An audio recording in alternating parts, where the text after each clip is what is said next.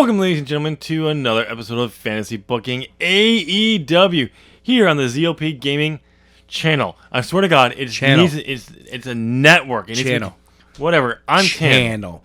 I'm Adam, and Tim, one day you will understand how to channel yourself into making sure you say the ZOP Gaming channel. I'm going to... Your new name is Channel. There you go. Hey, Channel. All right.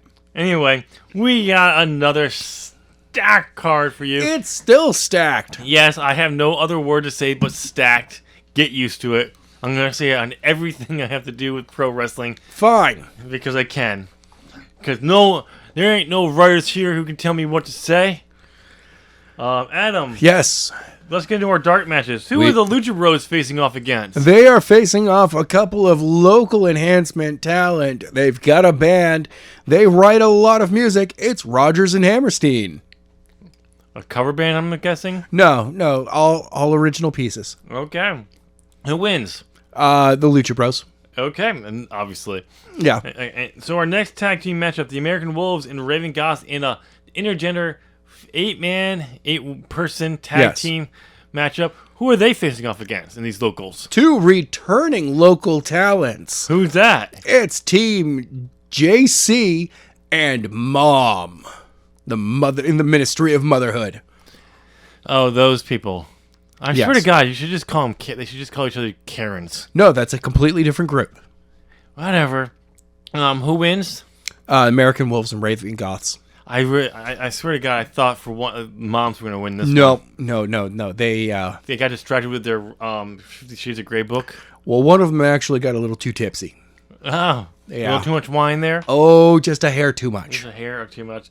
All right, let's get into the main card. Okay. Adam, why don't you take that opening segment right there? All right. Kenny comes out to the ring and says this match was supposed to happen last week, but it didn't. He knows why, though. Prince Balor only made the challenge thinking I would turn it down. Well, Balor, you were wrong, just like you were wrong about why you lost at Revolution in the 6-man tag. Before Kenny can finish talking, Prince Balor comes out and shotgun drop kicks him into the corner when he turns around. He goes up to the top for a coup de grace, but the Young Bucks run out and pull him away. Balor lands and rolls. Kenny hugs the Bucks for saving him, but send them to the back as he wants to do this on his own. All right. Why don't you take the matchup as well? That's right. Now it's time for the one-on-one match between Kenny Omega and Prince Balor. Kenny and Balor have a barn burner of a match. Some may say a slobber knocker. He doesn't work here anymore. Oh, no? Sorry. We fired him. Ah, yes. Exchanging control every few minutes. Neither seems to get the upper hand. They spill out of the ring and battle around the ring until they make it to the ramp where Kenny connects with the one-wing angel. He collapses and from the match. Oh. Okay. When he gets up, he gets to the ring and rolls back in, not wanting to win by countout. He rolls out, breaking Aubrey's count. He goes to Balor and slowly pulls him to his feet. Balor kicks Kenny and nails the 1916 DDT on the ramp. Balor gets to his feet and heads to the ring at 8. At 9, he's about to roll into the ring when Adam Cole and the Young Bucks come out and attack. AJ and the Good Brothers are right behind them. Aubrey throws the match out. No contest. Wow. Can you say Vince Russo was booking this show already? I mean, this is one way to start a show, buddy. Yeah, it is. We have a breakdown immediately. And we're not done here. The Bullet Clubs brawl around the ring with Rio and Thunder Rosa coming out. Security runs out and separates the two groups. Before they can be broken up, Kenny goes to lay out AJ on the ramp with a one-man angel, but Balor runs down the ramp, shotgun drop kicks him off the ramp to the floor. The Young Bucks and Cole check on Kenny. Rio joins them as medical persons see to Kenny if he is fine, but help him to the back. What the F? That's some crazy stuff, man. And that's a 1 OG Bullet Club, 0 Elite Bullet Club? I don't know. But, what? Wow, okay. But Adam... Since there's an Adam in this next matchup, why don't you take that one as well? That's right. Next up is a one-on-one match between Adam Page and Pac. They have some history together. Just a little. Page comes to the ring practically sober and tears it up with Pac. He hits the dead eye for a 2 count. He avoids the black arrow and hits the V trigger on Pac. He goes for his buckshot lariat, but Pac ducks under and runs to the ropes and does a moonsault into a tornado DDT.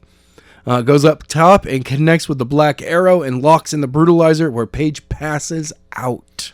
Man, Page was having some good weeks the last 2 weeks, but here, I mean, Pac was just the better man. Pac is just the better man here. Yeah. Okay, we have a segment where Sheamus and Cesaro talk about how AEW said to have the best tag division in the world. Only now that the bar has arrived to AEW can they make that claim. And all tag teams will be measured against them because they don't just raise the bar. They are the bar. I feel like I've heard this before. I don't know. I think it's just new and fresh. It's just, everything. That's some good shit right there. That's some good shit right there. That was some good shit right there. Anyway, we have our third match of the night. It's the third match in the AEW World Women's Tag Team Championship Tournament, the quarterfinals, where we have High Wire of Kacy Catanzaro and Rok-C taking on Team Kick of Nixon Newell and Toni Storm. Toni Storm and Nixon will go for meet in the middle, but Rok-C rolls out of the way. They collide. She tags Kacy for drop kicks Toni out of the ring. She hits a back handspring double knees to Nixon, picks her up. Kacy tosses her into the ropes. Nixon reverses it into a clothesline, but Kacy ducks, comes off the ropes, nails the rocket kick on Nick as Nixon turns around. She covers her, but Toni breaks the pin. Rok-C levels Toni, and Kacy tags in, and they connect with a third degree for the win. High Wire is moving on. Congratulations, High Wire. Yeah, they will move on to Battle of the Belts to the semifinals, where the new champions will be crowned at Battle of the Belts. So whoever wins in the quarterfinals will have to wrestle twice in a night. Yes. But we'll move on. Adam, why don't you go to the back and check on your buddy Adam there? He already has a drink in his hand after his loss, and he's stumbling around. He looked pretty sober, but must have been pounding them pretty quick in the back. Oh, yeah. Now, the Young Bucks see him and laugh, saying, how did they ever let a drunk like that into the Bullet Club? Page approaches, and Nick just swats the beer out of his hand. Page gets into his face before stumbling back and dropping onto the floor. The Young Bucks laugh as they walk away. Some friends they really were. But I don't want you to also take the next matchup as well. All right, time to head back to the ring for a TBS Championship Open Challenge. Dakota Eve with Alan Angels taking on Anna Jay with Tay Conti. There we go. Alan tries to help Dakota early on, but Tay pulls him off the apron. Alan gets into Tay's face and pushes her up against the ring. 10 runs down and pulls him back and gets in his face. And they start to fight, and Dakota gets distracted, and Anna rolls her up, but only gets a 2 count. Back on her feet, she encounters Anna's dropkick and drops her across the top rope. She points to Tay and tells the ref that she is distracting her. This draws Tay on the apron, and they start yelling at each other. Anna comes up from behind, and Dakota counters, and Anna hits Tay, and Dakota hits the talk to you later for the win. And still champion, Dakota Eve. That's some smart playing there, using her own friend to help her win the match. Exactly. Ooh, I like this Dakota Eve. She's kind of a little feisty there. I know. Man. But yeah, good for her. Another victory for the new champion. Well, we have a video play where Sammy is chained to the ground in the dark dungeon with a red light. He's battered with welts on him, and he cries for help. The door opens. Malachi Black steps inside. The video cuts off. What is Malachi doing with Sammy? Actually, I know what he's doing. He's saving Sammy. Maybe. Yes, he's coming to be the hero that everyone knows he is. See, I'm pretty sure it's more of this is Sammy's bachelor party because him and Tay are. Oh yeah. It's just a really It's weird. kind of a weird bachelor party. Yeah. Getting locked up in a room with a red light on. Weld speeding all over. That's from the BDM. From the. Okay.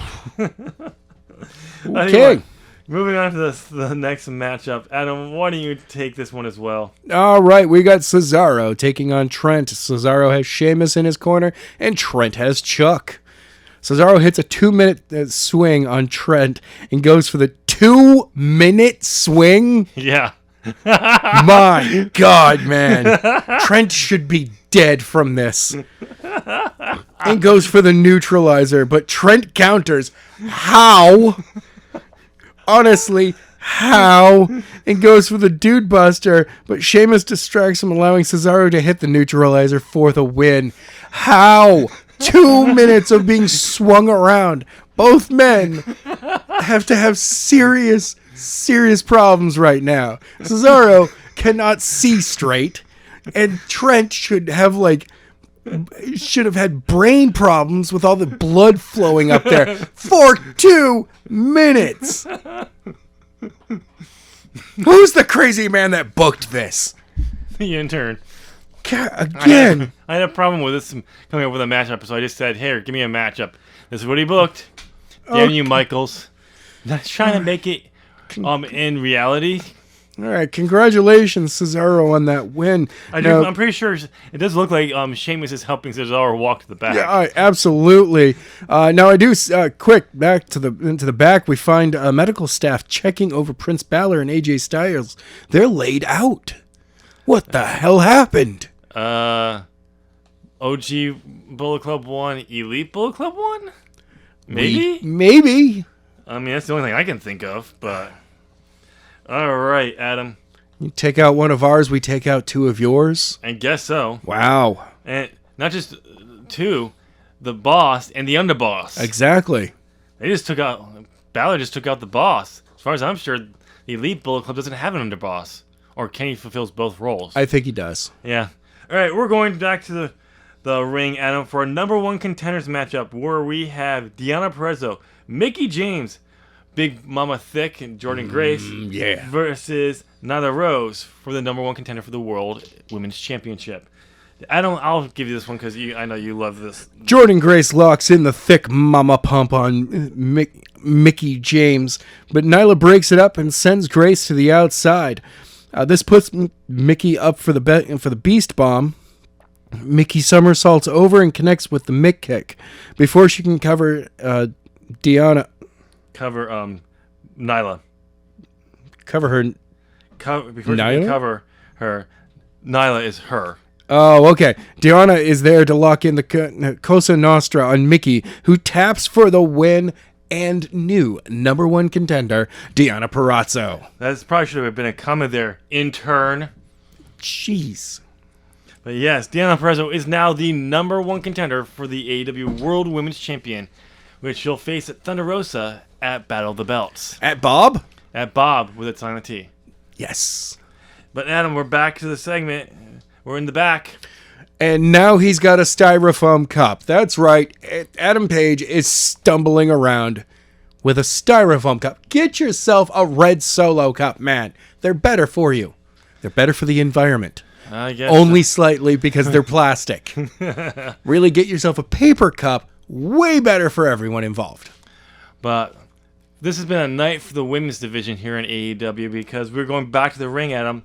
Why don't you take this one as well? That's right. It's a singles match. Serena Deeb taking on Sky Blue. Sky starts off the match with a furious assault, putting Deeb on the defense. The first few minutes, it is all Sky. She dumps Deebs to the outside and climbs onto the top, prepares to dive, but poses. Then launches herself as Deebs hits a beautiful drop kick. Deebs takes advantage and dismantles Sky and hits the Deeb Talks for the win. Serena Deeb is your winner. Another win for Serena Deeb. Man, yes. That's good for her. I mean, I think Sky could have had her if she didn't pose. Probably. Inexperience. I mean, That's obviously. what happens. When you have inexperience versus experience, like in this matchup, experience is most likely going to win out. It happens. But Adam, we're going to the back now. Jake Hager comes to the ring. Well, actually, we're still in the ring, but Jake Hager comes out to the ring and calls out Malachi Black. He wants to know where Sammy is, and if he doesn't returns Sammy, he will rip his legs off after he snaps both his ankles. The lights go out when the red light comes on the stage, and Sammy's there, chained up. He calls to Jake. Jake runs up to get him, but Malachi Black blinds him with the black mist and then drops him the unholy blessing. The red light goes out. When the lights come back on, Hager is on the stage, but Sammy and Black are gone, and Santana, Ortiz, and Jericho come out to check on Hager. What the heck is going on? That's some weird voodoo magic stuff, man. Dark magic, not cool. Not cool. I think Black is just messing with the inner circle at this point.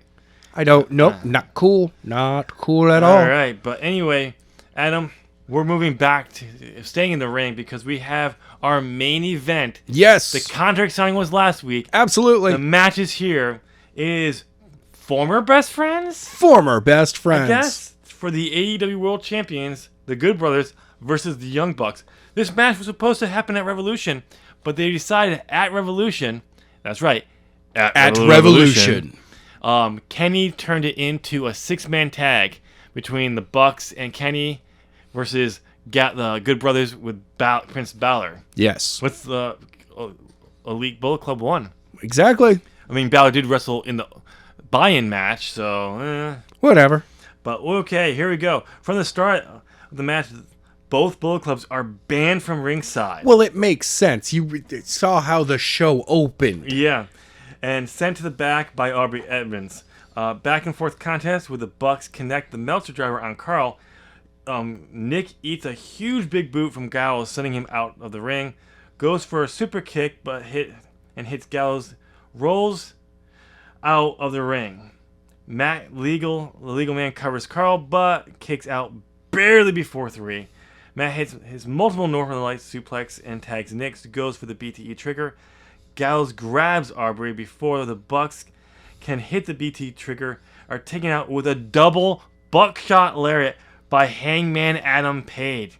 He slips out of the ring, Anderson tags Gallows, and they connect with the Magic Killer for the win, and still AEW World Champions, the Good Brothers. I'm sorry, what did just happen? Yeah.